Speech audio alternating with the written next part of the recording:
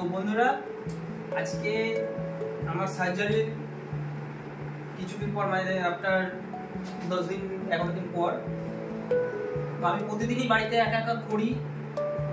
মানে আমাকে বলছে 2 ঘন্টা পর পর 10 মিনিট করে আমাকে ব্যায়াম দেখে দিয়েছে, সেগুলো করতে বলেছে। আর ব্যায়ামটা খুবই দরকার, তার কারণ রক্ত চলাচল হবে, প্লাস আপনারা যদি মনে করেন যে আমার এখন ব্যথা করছে, আমি এখন কিছু করবো না, তাহলে খুব বড় ভুল করবেন। কারণ ব্যথা মারে, এটা আমরা ছোটবেলা থেকে জেনে আসি। তো আমি এখন বলছি না যে ব্যথার উপর হাতুড়ি দিয়ে মারবে। তো ব্যাপারটা হচ্ছে, আমাদের পায়ের রক্ত চলাচল এবং যে সার্জারিটা হয়েছে, এই ক্ষেত্রে আমাদের সবসময় পা নাড়াতেই হবে। আপনি কিছু না করলেও পাটা এরকম করবে। 2 ঘন্টা পর পর আমাকে ব্যায়াম করতে বলেছেন। তো আপনাদের সব ব্যায়ামগুলো দেখাবো।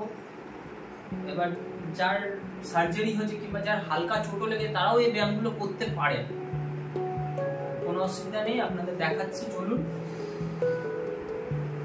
ফার্স্টলি বালিশটা পায়ের নিচে রাখবো, আমার নি ব্রেসটা খুলবো।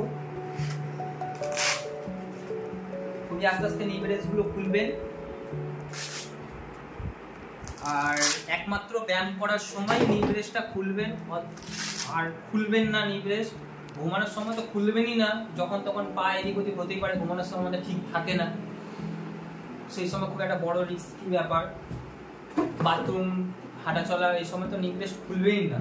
একটু পরে আপনাদের আমি হাঁটাচলা করবো, দেখাবো যে অনেকদিন পরে আমি বাইরেও বেরোবো, তো সেগুলোও দেখাবো। এখন আপনাদের ব্যায়ামটা দেখিয়ে দিই, চলুন। ফার্স্ট ব্যায়াম, টোটাল 5 রকম ব্যায়াম আছে। ফার্স্ট ব্যায়ামটা আমি আপনাদের দেখাচ্ছি। একটা পায়ের নিচে বালিশ রাখবেন, নরম, একদম নরম হতে হবে। তো ফার্স্টলি হবে, আপনি যতটা পারবেন নিজের পাকে তুলবেন, যতটা পারবেন। তারপরে পুশ, ঠেলুন, টানুন, যতটা পারবেন টানুন, ঠেলুন। এরকম করে আপনি মানে পার ডে আপনার ব্যায়ামের ইয়েগুলো বাড়াবেন। যত বাড়াবেন তত আপনার ভালো। 10টা 12টা 15টা যত আপনি সেট বাড়াবেন তত আপনার ভালো, কিন্তু করতে হবে। 2 ঘন্টা পর হোক, 2.5 ঘন্টা পর হোক, আপনাকে করতে হবে। এটা হলো 1 নম্বর। 2 নম্বর হচ্ছে বালিশটা সরিয়ে দেবেন। তো এবার হবে পুরো সিম্পল একই জিনিস, ওটা বালিশের উপর ছিল, এটা বালিশের নিচে। যতটা পারবেন আপনি পাটা তুলবেন, যতটা পারবেন। ব্যথা হালকা লাগলো, একটু চেষ্টা করবেন যাতে আর একটু ব্যান্ড করতে পারি, তাহলে আপনারই ভালো হয়। আবার ছাড়ুন, যতটা পারবেন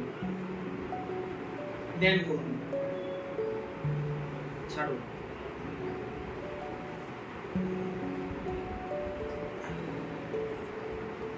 ব্যথা লাগছে, তাও আমি করবো, কারণ এটা আমার করতেই হবে, তাহলে আমার রিকভার তাড়াতাড়ি হবে না। এখন অ্যাক্সিডেন্ট তো আর বলে হয় না, হয়ে গেছে, কি করবো? আমি তার জেনে বুঝে করতে চাইনি, হয়ে গেছে। এটা আমার বলে না, প্রচুর খেলোয়াড়দের এটা হয়ে থাকে।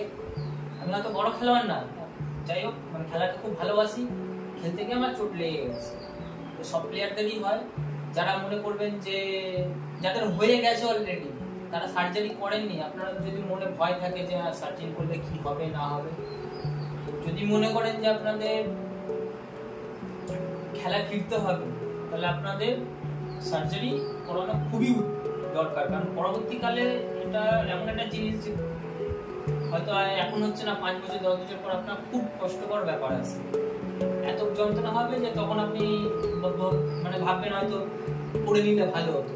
তো এটা ভয়ের কিচ্ছু নেই, করাবেন। খুব সিম্পল একটা সার্জারি, 2-3 জায়গায় কাটবে, করে দেবে, কোনো ভয়ের কিচ্ছু নেই। একটু রেস্ট, তারপরে শেষ।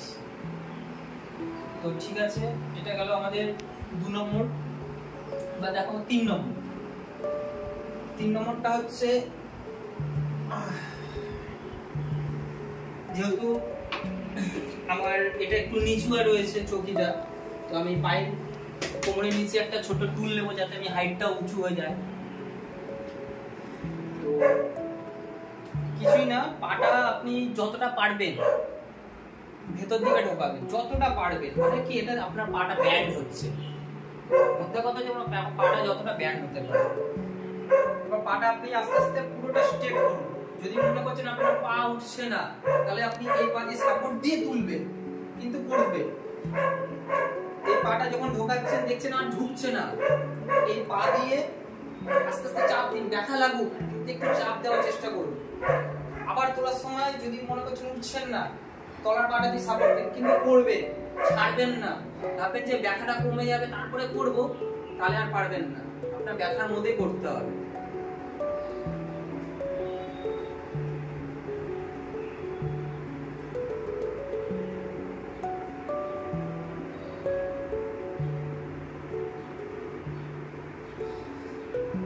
এবার আসুন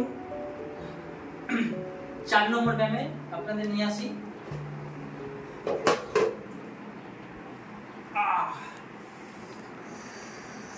ব্যথা করছে।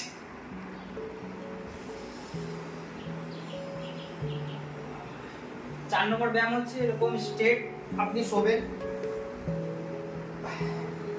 এই পাটাকে তুলবেন যতটা পারেন, down, up, down, up, down, up, up, down, up. এটা আপনি যতটা পারবেন, 10টা, 8টা, 10টা, 5টা, যে কটা পারবেন করতে থাকবেন, দাঁড়াবেন না। যতটা পারবেন আস্তে আস্তে বাড়াবেন। এটা গেলে আপনাদের 4 নম্বর। এবার দেখো লাস্ট 5 নম্বর। পাটা এরকম স্ট্রেট, এই পাটা যতটা পারবেন পেছন দিকে আসবে এবং সামনের দিকে ঠেলবে, পাটা মুভ হয়। এই এরকম টানবেন, যতটা পা যাবে টানবেন, ছাড়বেন, টানুন, নিয়ে আসুন,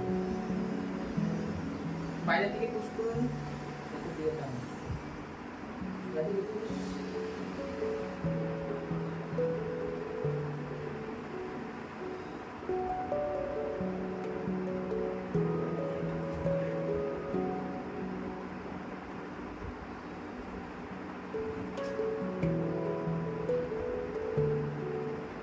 হয়ে গেল 5 নম্বর। তো ব্যায়াম করার পরে আমি আবার নি ব্রেসটা কিভাবে আমি ইউজ করছি আপনাদের দেখাবো।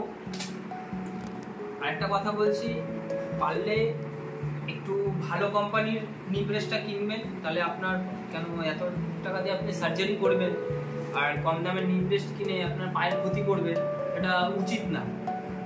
তো মানে জাস্ট আমার এক্সপিরিয়েন্স দিয়ে বলছি, আপনাদের নিজেদের ইচ্ছার মতো আপনি যেখানে যেটা পাবেন আপনাদের কাছাকাছি সেটাই নেবেন। তো আমি টাইনর কোম্পানি নিয়েছি, খুবই ভালো নি ব্রেসটা, হেভি নরম আছে, প্লাস যা সাপোর্ট দরকার। এই পাশে আমার এগুলো রড দেওয়া রয়েছে দুপাশে, এবং নিচেও রড দেওয়া রয়েছে, যাতে পাটা কোনো রকম এদিক ওদিক না হয়। এই কারণে বলেছি যে এত টাকা দিয়ে যদি সার্জারি করেন তাহলে একটু ভালো দাম দিয়ে একটু নি ব্রেসটা কিনবেন।